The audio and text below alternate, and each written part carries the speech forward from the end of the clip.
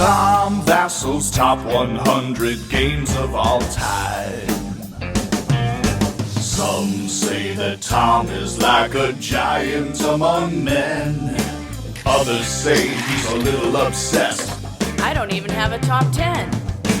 Tom Vasel's top 100 games of all time. Hey folks, welcome back to the top 100 games of all time. My name is Tom Vasel. I play a ton of games, and so we're going through my favorite 100 games. Now we are going to finish up the bottom 50. Today we're going to be going from 60 to 51.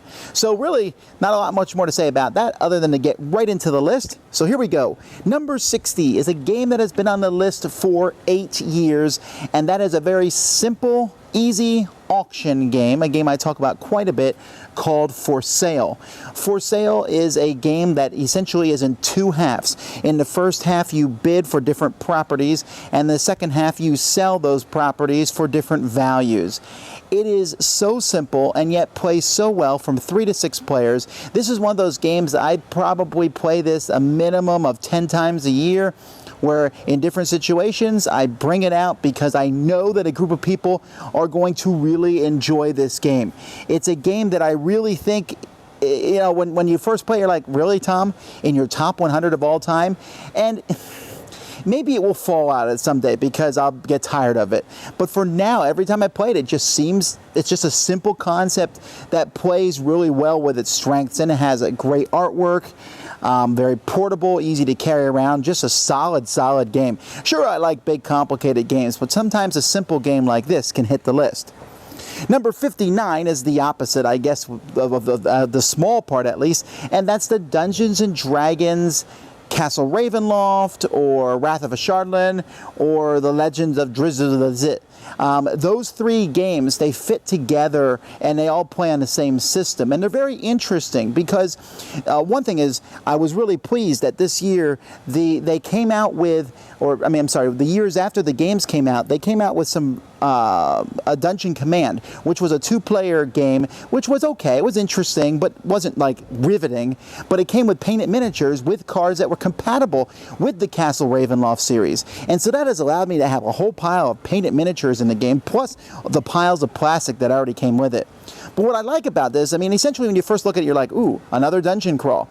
But it's really not a dungeon crawl. It's just a cooperative game where you're working together. It uses some of the mechanisms, I think, from the Dungeons & Dragons 4th edition, but they work really well in a board game setting. And this isn't something where you're going to play time and time again. It's a single game where you're all working together as a team. And since when you play like me, with all 3 sets, you never know what kind of monsters are going to show up and what kinds of things you're going to have to fight. And I find that very entertaining.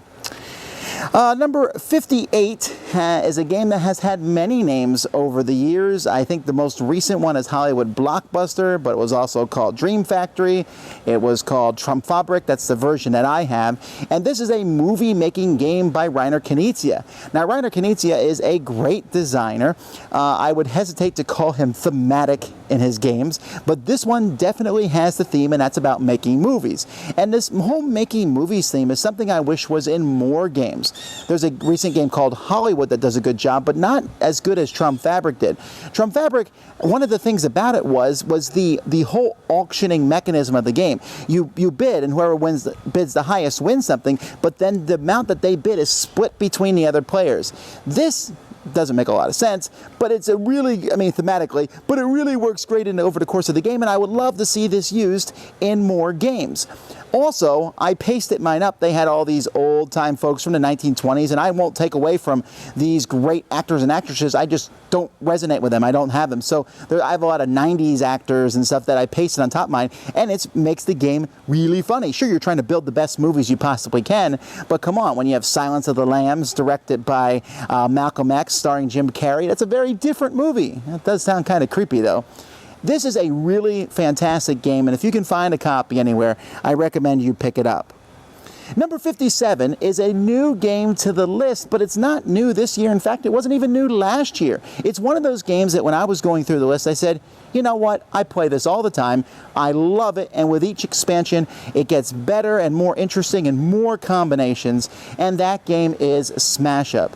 Now, Smash Up is a very solid game, which you're taking two decks and smashing those decks together. So you're zombies and ghosts, or you are Frankensteins and giant ants, or you are robots and dinosaurs. And then you basically fight over different locations. It's a very simple card game, but what makes the game a joy is that you're never sure what combinations people are going to take, and you're never sure who you're going to be playing against next. And it's kind of silly fun. There's not a lot of strategy. It's mostly tactical, but it's entertaining as all get out. High artwork, and it was just one of those I said, man, that really deserves to be my top 100. I play it that often. So number 57, Smash Up. Number 56 is a game that came on the list last year, and you'll notice is one of my favorite genres, where you have a leader and some people. Those people need to protect your leader, and this one is Pixel Tactics. Now, I come down hard on the whole pixel thing these days because there's a lot of games trying to capture this nostalgia for these pixelated games, and that's really what it is. It's nostalgia. I love the new artwork. New artwork is great, but in this one I give it a pass because the gameplay itself is so entertaining, where you have one guy in the middle surrounded by other people, and each card, wherever you put it, that's what the card can do. So if you put a card in the front lines, it acts a certain way. If you put it in the back line, it acts a certain way. If it's your leader, it is a different way. And they've come out with Pixel Tactics 1, 2, and 3, and special bonus packs of cards that are coming out for this. So it's really a very varied game. It's a little complicated maybe for someone new to jump in, not because the game is hard, but because each card can do so many different things. But it's still a solid game. I love playing it quite a bit. Pixel Tactics, or Pixel Tactics 2, or Pixel Tactics 3. Number 55 is another new game for the list, and this is brand new. It's being released next week at Essen, and that is the Mad King Ludwig. And I don't know where this one will end up eventually on my list, but for now it's a game that I'm really having a great time with, because one, I'm making a big castle, and I love making castles. And for another, I really like the way that the not auctions, but the way you sell buildings in this one work. You put down a bunch of buildings, and when it's your turn, and you put the cost on those buildings, and other players can then choose. Everyone gets to choose before you do. And they can buy a building, but they have to pay you the cost of that building. So you have to figure out how much are these buildings going to be cost that they're going to pay that much to you.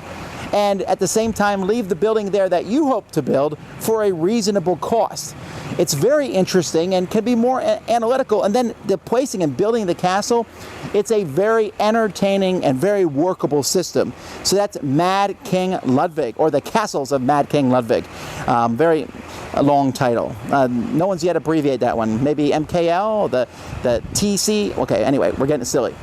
Number 54 has been on my list now for 4 years, and that is Alien Frontiers.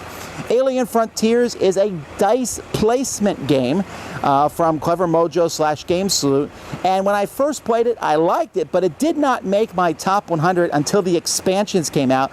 The expansions kind of brought it into the full bloom, where you're putting out dice in different spots and taking the abilities, your dice or your spaceships, and doing different things depending on what you've rolled in the dice. But also, now the expansion added where your own special thing, where you had your own place where you could put dice and get special abilities from those dice. And so that was it's a very solid style game in that way. It's one that I really enjoy playing. I highly recommend everyone give it a chance, but the expansion just really kind of upped it for me in that regard, that I had some place that gave me a special ability and or a place where something unique. I like games where you are something unique. And so that really brought Alien Frontiers and elevated higher than, let's say, Kingsburg, which was a little bit lower on my list, but still a great game.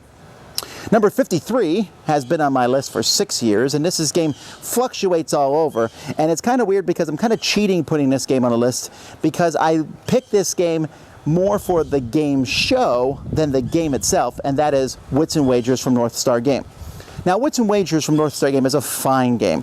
You play the game, and what you're doing in this game is you are asking a trivia question that has a numerical answer. Maybe the answer is, like what percentage of the people in America never brush their teeth? I don't know. And so everyone writes down an answer on a pad, you put them on the table, and then you bid on which answer you think is the closest answer to going over without going over. And so that's entertaining, and it has a little bit of bidding and auctioning. And there's a Wits and Wagers Family and a Wits and Wagers Party Edition, and both of those are okay. But I love the regular Wits and Wagers, and I love it even more when you take it into the game show setting. And in the game show setting where you have teams that are going up against each other, that is just phenomenally entertaining and one of the best experiences. And you can say, Vasel, that doesn't count if you count it, but it does. It's a board game I can play with 30 people, 40 people, 50 people, and that's great. So it has to be on my list.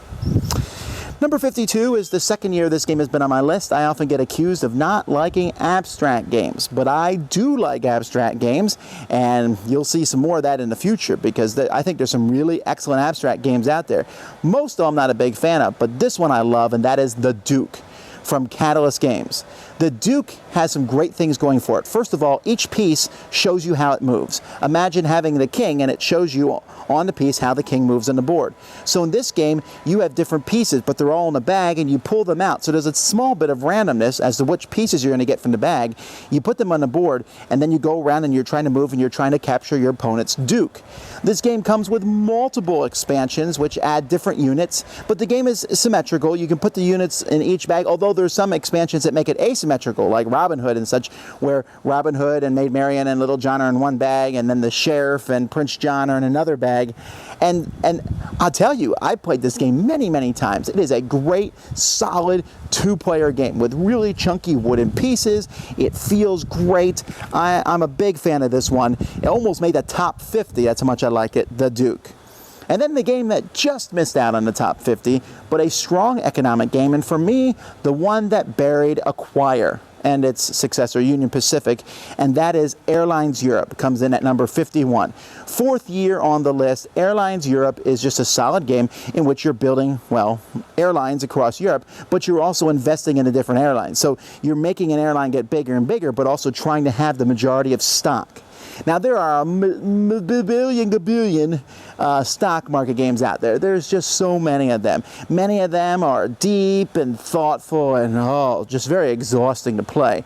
Others really have wild swings and silly and light and just aren't very interesting because it's random. And you say, well, the stock market is random. Well, not that random.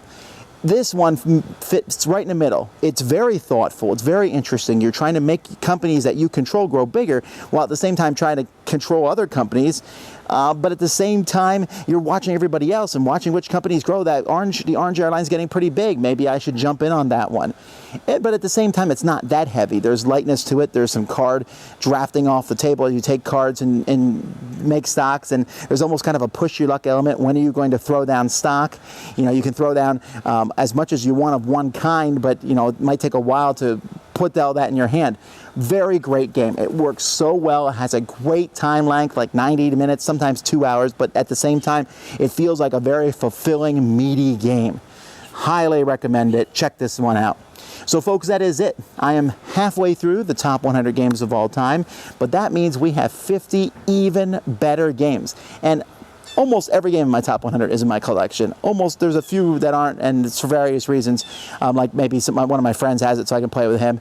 But I'm telling you, these are all games that you say, hey, you want to play these? And I am certainly interested in trying it out.